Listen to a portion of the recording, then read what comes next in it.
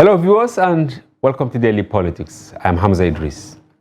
The Joint Tax Forum of the 10th National Assembly says it has resolved to go by the decision of the majority party, the All Progressive Congress, in deciding which zones to produce Speaker and the Deputy Speaker of the House of Representatives. Chairman of the forum, Usman Kumo, made this known in Abuja during the inauguration of the Joint Tax Forum of the 10th Assembly. Take a look at this. A group that we vow to provide maturity in the conduct of our responsibility in the 10th Assembly that cannot be negotiated. It is on this note that I want to draw the attention of the country that for now, as we are seated here, we are not promoting any particular individual as a candidate, and we are not fighting any particular candidate as an individual. As I said, let me repeat, it is a combination of erudite, responsible, and responsive members-elect who believe in the Pan-Nigerian project that will bring ourselves together to ensure the right thing is done, and we usher in credible, responsible, capable presiding officers to lead the 10th National Assembly and observe the parliamentary best practices in the world. I want to say very clearly that we are not going to be rubber stamped to anybody, but we intend to follow what is the world best practice in recognizing the fact that anywhere you go in the world, the party that has the majority produces who will be the presiding officer. We, for somebody like me who is part of the opposition, I want to assure Nigerians that there will be productive and robust opposition in the National Assembly. And in another development, the People's Democratic Party, PDP, acting chairman, Ambassador Iliya Damagum, has tasked the PDP members-elect to the House of Representatives on the need to give the right opposition so as to put the ruling party on its toes and ensure that the right things are done in the country. Damagum gave the charge at a meeting convened by Honorable Frederick Abedi alongside the leadership of the party ahead of the June 13 inauguration of the National Assembly. Donated that Nigerians are looking up to the 10th National Assembly to correct the wrongs experienced in the country in the past 8 years. Have a look also. The initiative you have taken upon yourself before we even call upon you to make this gathering possible is also one of the reasons why I said we have the mechanism. You've done well. I've interacted with some of your leaders towards build up to this gathering, and I don't expect any PDP member to be less in terms of that acumen and capacity. We've always been known to be full of capacity in terms of what we want to achieve. We are still journeying on towards the 13th of June, and we believe that it's important we call ourselves together, also invite our chairman and members of the working committee to come and tete-a-tete with us, guide us, advise us, direct us where necessary as we journey to the 13th of June 2023. And finally, Bola Tinubu, the president-elect, has made a grand arrival in Port Harcourt, the capital city of Rivers State. His visit is in preparation for the inauguration of several projects in the oil-rich state. During his address, Tinubu called on politicians and Nigerians in general to move on as the campaign and election season have come and gone. He says it is now time for governance. There is no longer a day for campaign. Like you said, The campaign is over. Let's govern. And it's about governance.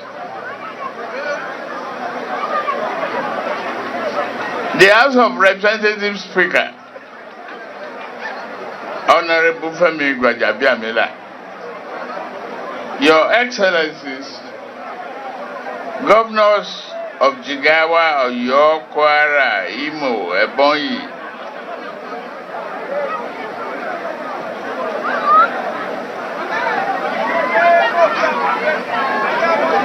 and my dear brother, friend, colleague, and the government house, a man of great integrity and very honorable indeed, a developer of human beings and character. Yes, because of the visit of Tinubu, Governor Wike had declared Wednesday as public holiday in the state, calling on Rivers residents to come out in large numbers to welcome the president-elect. And joining us to discuss these issues, we have in the studio the national chairman of the APC Stakeholders Forum, Abdullahi Aliyu Katsina. Welcome to the program. Good evening. We're happy having you in the studio. I'm happy to be here this evening. All right, we'll go on a short break, and when we return, the conversation commences. Don't go away.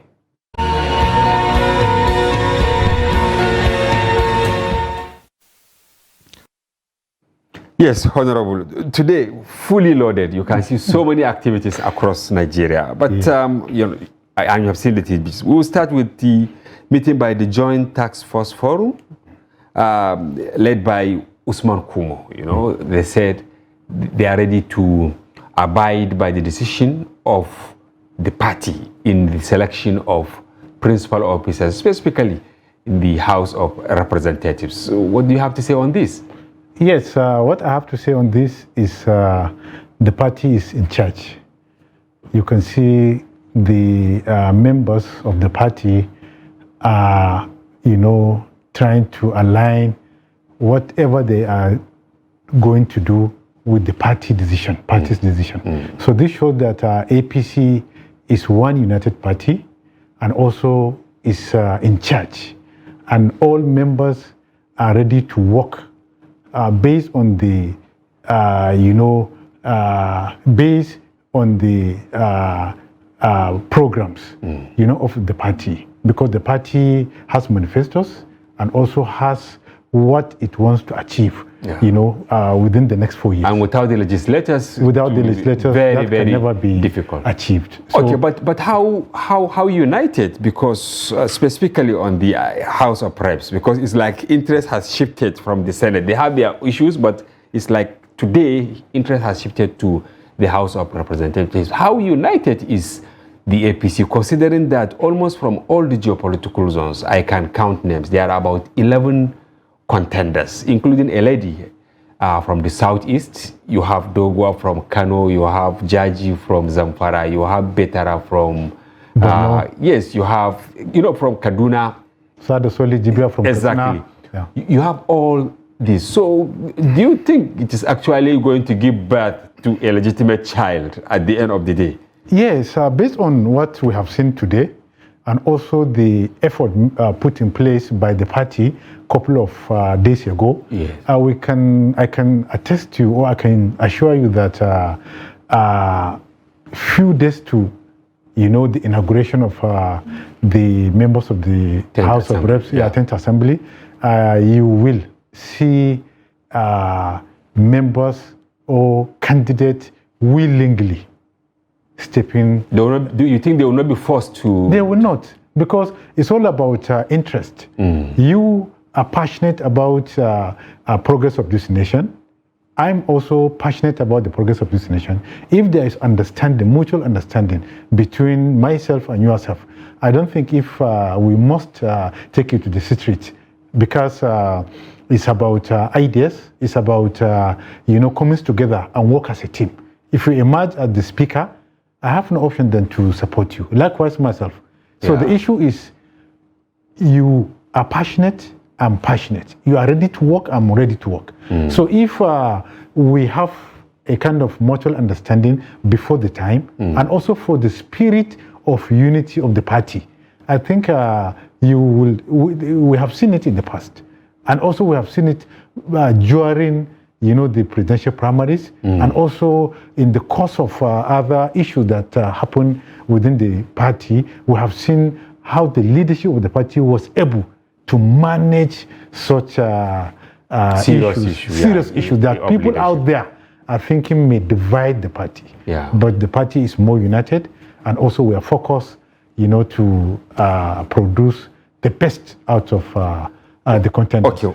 Funny enough, while these people, the Joint Task Force, made this effort to say, okay, we are charting a common front, the caucuses comprising members of SDP, NNPP, YPP, APGA, and Labour Party, today also they met. In fact, they set up an 11-member committee to ensure that they actually scout for credible people to vie for the speakership, deputy speakership, and other positions in the House of Representatives. How are you going to confront them? Because you really need the opposition parties. Yeah, this didn't come as a surprise. Okay. Because even without making attempt by the opposition, I'm sure and I'm optimistic that whoever is going to emerge as the Speaker, House of Representatives, is going to be, the best.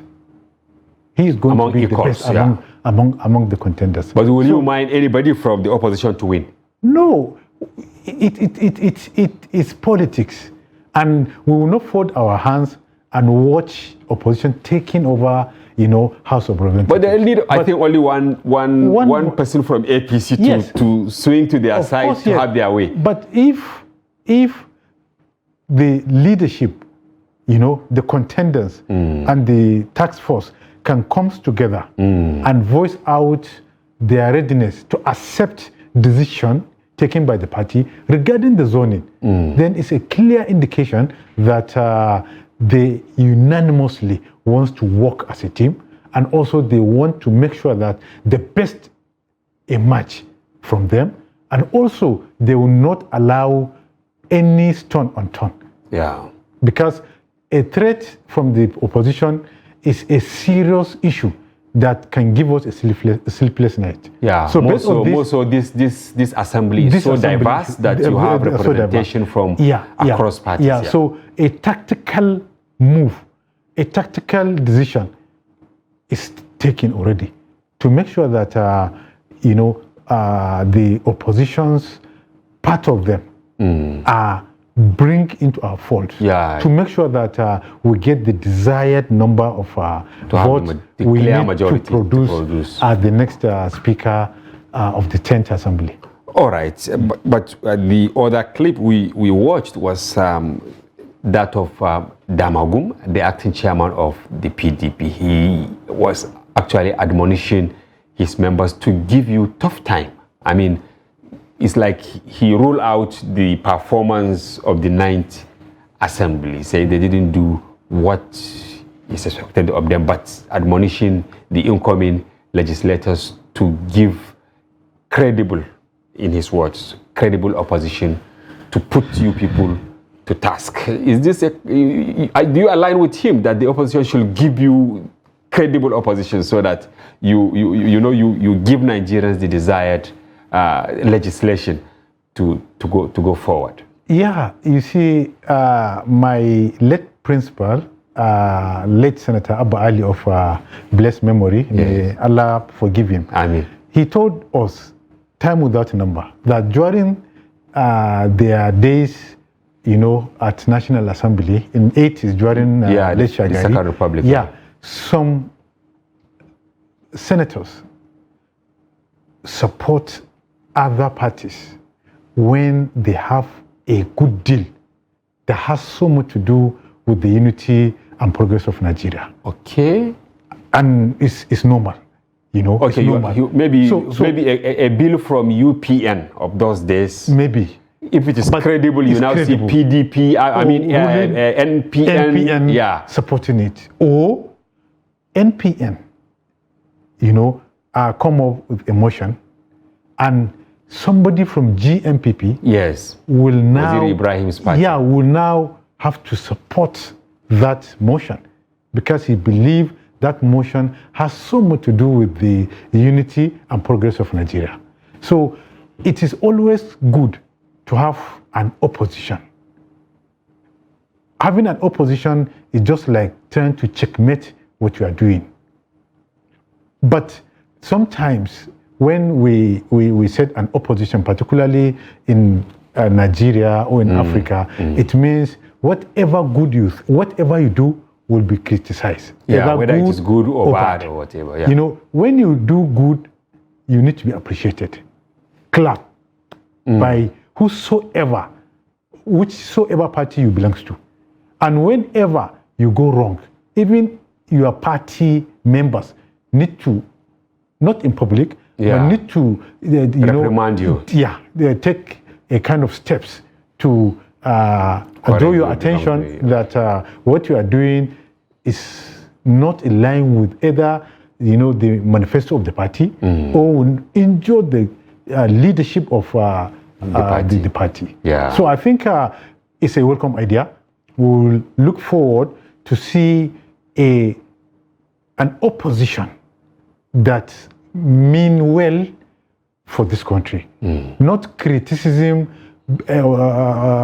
without reasons, because this comes from APC, it must be criticized. Yeah. But if the criticism, the opposition is coming from with reasons, with fact, I think the leadership of the party, the 10th Assembly, either Speaker or Senate President, or even President in waiting, will be willing to listen and act on anything coming from the opposition. All right. From Rivers State, you had the president-elect. Look at the adjectives he used to qualify his host, Governor Wike. He said, my brother, my friend, my colleague, a man of great integrity, and all that. Yeah. Is this actually an invitation to threat in economics? Yeah. That is what they call invitation to threat. Is he really inviting Wike to finally move to APC? Yes, I will not be surprised if within the first 1 month, 2 months, 3 months of inauguration of president-elect, I will not be surprised if Governor Wike defects to APC. But before then, we from APC, we called Wike as friend of APC. Yes. Because we have seen how he worked tirelessly for APC to win presidential election in Rivers State. Yes, we will go to that deeply. So we are not surprised seeing our president-elect using series of adjectives, qualifying him, calling him names to appreciate or to describe his qualities. So to you, he's a hero. Of course, yes, he's a hero. What about with the PDP? The PDP will never be happy. Just like in APC, you will see internal crisis, and then you see a group of party men gang up against the party. It will not be happy. And one good thing about APC is the ability to make sacrifice and manage crisis, and at the same time manage the victory we have. Yeah, since he won the election, apart from his home state, Lagos, I may be wrong, but I think Rivers is his first port of call, especially for maybe official thing. He didn't go anywhere. Yes. What does this signify? What this signifies, I could vividly remember before the election, we saw Governor Wike visiting APC state, hosting APC critical stakeholders, visiting states like Lagos, sending signals to APC party as well as the PDP. So it's not new to me and you in the media. But this is the first time he invites, somebody from APC, particularly after the election. Of course, he has invited quite a number, governors, chieftains, and all that. So this is a special one because he is inviting President-elect. Unlike the previous time when he invites a governor, even Buhari, or President Muhammadu Buhari, But this is a clear indication that even though he has completed his 2-term in office, but we have seen an indication that there is going to be a synergy between the president-elect and also the outgoing governor of Rivers State.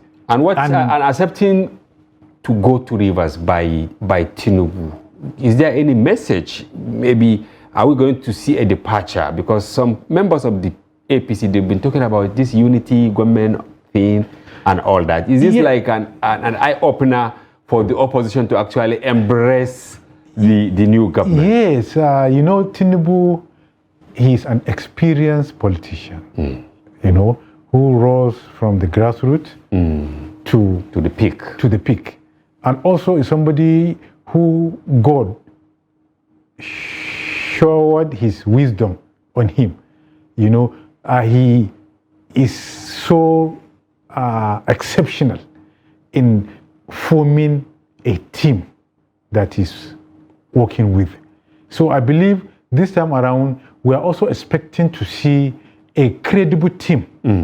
Not only people who work for him, but we may see a mix of team, coming from maybe business community, technocrat, politicians, and what have you. Because he believed to have in a kind of team that can assist him. Not idea must come from him, but ideas can come from his team. So if the team is not this robust, vibrant, and they lack the initiative required by president-elect or the president after inauguration, then there might be some serious issues. All right. But Tinubu, as we know him, and we trust him, he will get the best team to work with. Thank you very much on your take on all the tidbits we have today. Now moving to APC Stakeholders Forum. What about it? When was it birthed? APC Stakeholders Forum was founded sometimes in 2013-14. Oh, is this old? Yeah, because after the collapse of merger talks in 2011, we were, adamant. We were so curious. We were, patiently waiting to hear another talks, that will bring together the major political parties in Nigeria. Because we believed we have been following the system right from 1999. I have actively, been into the system because I was a returning agent of late Janet Mahmoud Entemaki when he contested for governor, under the platform of APP against late Eradua.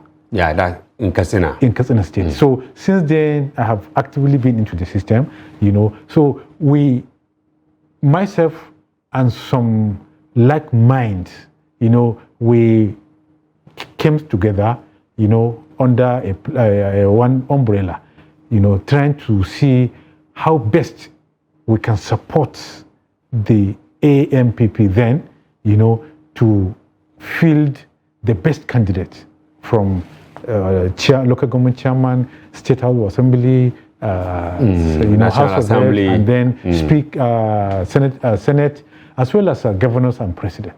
So that passion we have was what caught our attention to form what we call awareness for good leadership, peace and development. This was back then. Yeah, back then. It was also founded in 2004. shortly after 2003 election. Yeah. So APC Stakeholders Forum, you know, shortly after meeting with Bola Ahmed Tinubu and then some other governors from APGA, you know, the former governor of Imo State, Roches Okorocha, the faction of DPP, you know, and also the new PDP, you know, that gave birth to APC. Yes. So shortly after that, we now said we need to have stakeholders. Okay. Those that are not elected or party officials. Yeah. And they are not also elected, are not occupying any position in the National Assembly, you know, but are people with passion, people who mean well, you know, for the party, people who will serve as image makers of the party, people who can serve as advisors, who can see and also take action, you know, reach out to the relevant stakeholders. I mean, party faithful. Party faithful, you know. All right. Either the party leaders, you know, the governors, the members of House of Assembly or Senate, or even Mr. President. All right. The pioneer chairman board of trustee, who happens to be my late principal, Senator Abba Ali, who is also he was the pioneer chairman of the chairman board of trustees of the forum. Yeah, and also he happens to be classmate to President Muhammadu Buhari. Good. So I will stop you here, and we will go on a short break. When we return, I will ask you more questions on the people around the forum. Viewers, don't go away. We will be back shortly.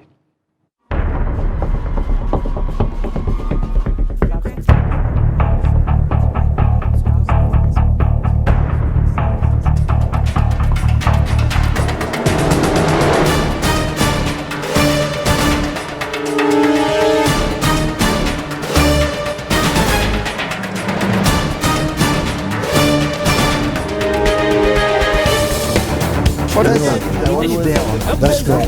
It's good to see you.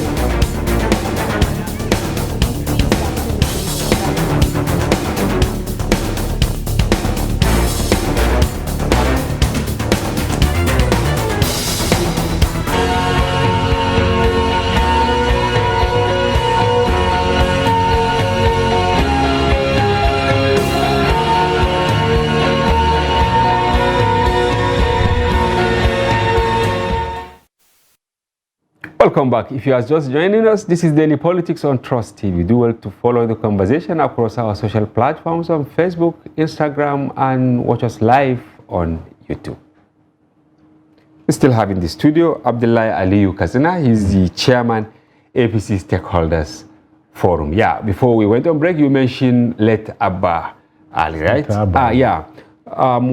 This afternoon, you know, earlier in the day, when you visited our premises with Colonel Abdulmumin Aminu, retired former governor of Borno State. Yeah, he's the chairman board of trustees. He took over from Senator Abba Ali? Yeah, after the demise of late Senator Abba Ali, the forum has series of activities, you know, approved by late Senator Abba Ali to be carried on simultaneously.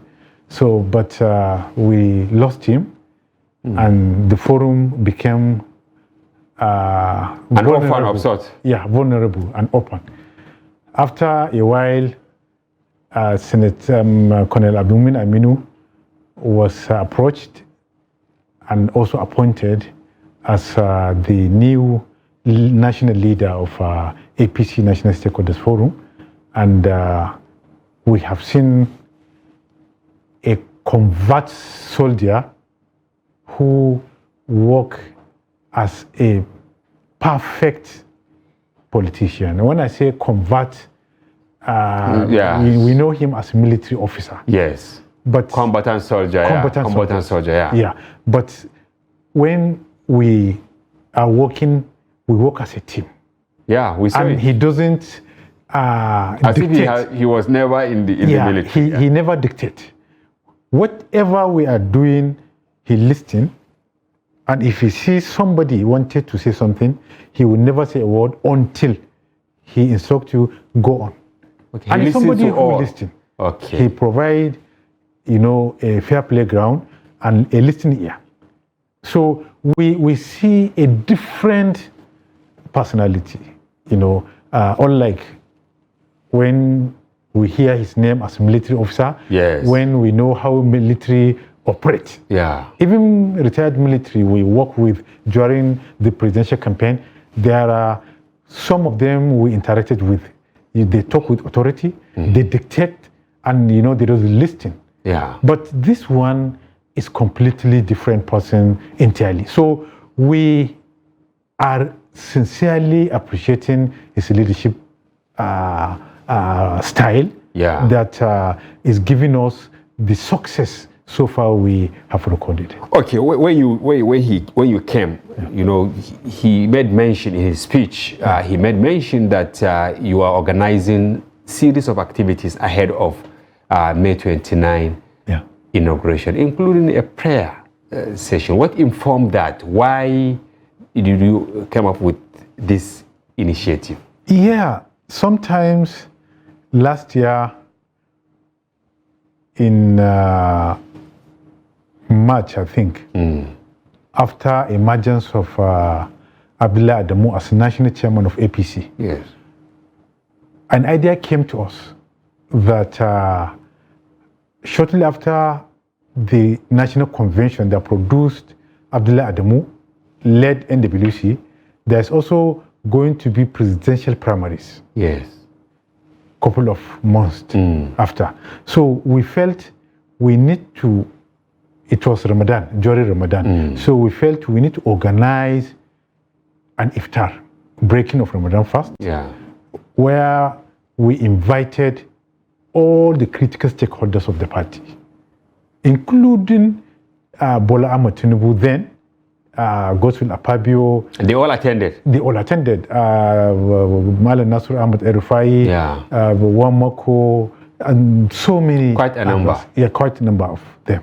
So we offered a special prayer that the Abdullah Adamu led NWC, may God in wisdom guide them through. And also, may we have a peaceful presidential primaries. So the best candidate should emerge as the flag bearer. So that was what we had during the last Ramadan. And also, it is organized, it is arranged. It's also part of the programs that after the election, we are also going to have a joint prayer session whereby the Muslim and Christian clerics will observe a special prayer for national unity, peaceful tenure of the incoming administration, and also appreciating, honoring some key stakeholders that we had it's going to take place at the presidential villa. Presidential villa that distinguished themselves, in supporting the victory of the party. So these individuals, are not only APC card-carried members. Okay. We have some of them from the business community. We have some of them from the PDP, including the friend of APC, Governor Wike. We have changed his name now. Yeah, the Governor Wike and that of Sheyi Makinde of Oyo State. Why specifically? Why did you decide to Why specifically? Because we have seen they played a critical role, in the success of your party. In the success but of some the party. sees them as villains because they did a kind of anti-party. It can be described as anti-party, but to us, APC won 2023 general election simply because of three factors. Okay, list them. The first factor was the ability of the party to make sacrifice. What kind of sacrifice? The sacrifice made by some northern governors. They stand firmly and said, it is time for the leadership to shift to the south. That is the presidency. The presidency. It is time for the presidency to shift to the south. You see this as heroism? Of course, yes. They stood their ground.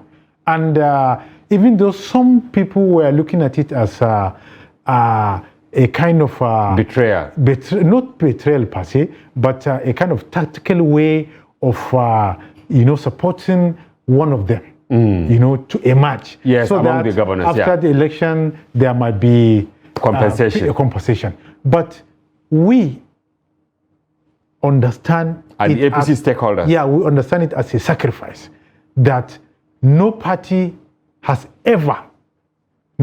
leaders has ever made such sacrifice. Let me set an example. In 2011, there were some talks by the then president that after 4 years, he will... Really, okay. You are referring to Jonathan, right? Yes. And we can see the former governor of Niger State, the chief servant. Yes. Sometimes in 2011, Babangida Aliyu came out and said he is going to oppose the election bid of Jonathan. Yes. In 2015. And some governors, because he failed to keep to his word. And that was responsible for PDP to lose election.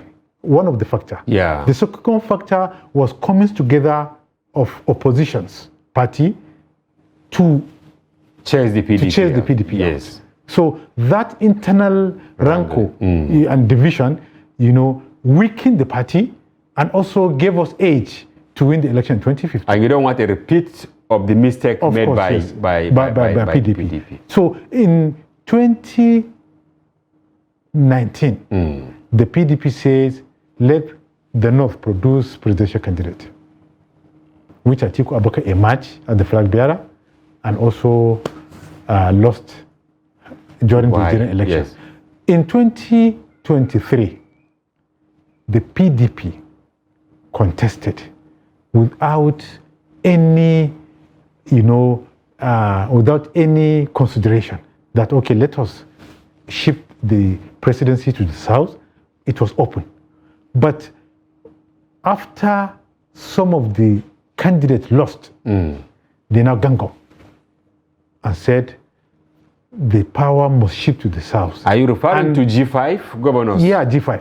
But before the G5, we saw what the North has never done.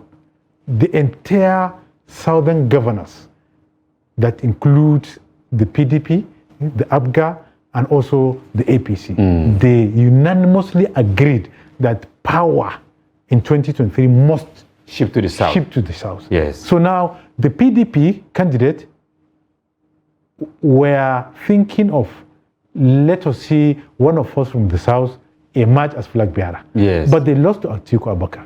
So now, for the governors of PDP to summon such challenges, they now relax. And the messages sent by, Rivers State Governor, that if ABCD is not done, we will frustrate the presidential ambition. Now they were saying nothing can happen. Nothing. What can? Before you know, Kwankwaso was pushed, frustrated out of PDP. Yeah. Shortly after the primaries, Peter Obi was also frustrated out of the party. Now, the G5 governors were giving condition, series of condition. Yeah. And none of the condition was met. And before you know, it was late. Can we say that's what gave your party and age. That is what we are. And that is why you are going to. I'm coming to that. Yeah. So now the pulling out of Kwankwaso and Peter Obi, as well as the division in PDP, weakened the party.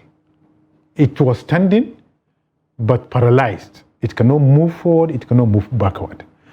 The APC governors, northern governors, were courageous to say the presidency has to shift to the south.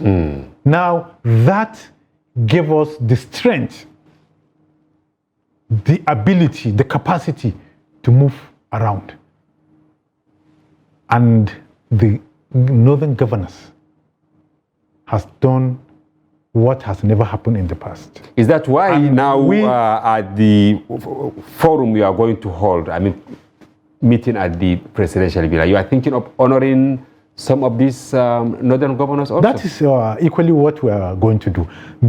During the prayer session, Yes. joint prayer session, after there's going to be, award presentation Okay. to a friend of APC, the governor of Rivers and that of Oyo, and also some organizations like the Presidential Campaign Council, the APC Progressive Governors Forum, some selected, I think about 15 of them, Okay. including members of the business community and the northern governors. They are so special because if not because of the decision they took, we believe the APC might be in crisis. So one of the factors was the sacrifice these governors made. Let's shift it to the south. One. Two, the ability of the party, APC, to manage, the victory we have. Because managing a victory sometimes is more difficult than getting the victory. Exactly. So managing success is always difficult. Managing than the managing success, failure. than managing the failure. So now, for us now in the APC, as the ruling party, to manage the success, is another factor that gave us edge to win 2023 election. So based on this fact, APC emerged victorious at the end of 2023 election. And now we felt for the first time, we need to appreciate the media organizations, such as Daily Trust. Okay, Because we're part of the recognition. Yeah, that was why we were around this afternoon. We felt since 1999 that I have actively been into the system. I've never seen a particular political party or affiliated forum or group or an individual that says, based on the role played by these media organizations, we say thank you. So we feel it is time to change the narration. It is high time to change that narration. That was why we visited Daily Trust, and also to inform you about the good job you have done in the past. Neutrality. And what you are doing, the neutral, you are neutral. And also the fair play ground you provided for all the principal actors. Yeah, all of them. Yeah, all of them. Yeah, all of them were So here. we felt this is a landmark. It's an exceptional role you have played. And also, we also need to encourage such neutrality. All right, thank you. Now, what are you setting for the president? Because it's one thing, you rightly said it, managing success is more difficult than getting the success. So what are you doing as stakeholders to ensure that the president-elect, including other members, National Assembly, State Assembly, governors, they did not derail from the manifesto you mentioned earlier? Yeah, you see, what we are doing will not be different from what we have done, what we are doing at the moment, and what we are planning to do. The most important aspect is to get the God blessings. You can see the blessing of the Almighty. The blessing of the Almighty. You can see the last Ramadan, we had a special prayer, and you can see the party is more united. Are you sure it's more united, Honorable? You've been talking passionately about it. When I say more united, no political party in the world can be free from Wrangling, crisis. But managing such crisis and it become a thing of the past is something that is not common among political parties.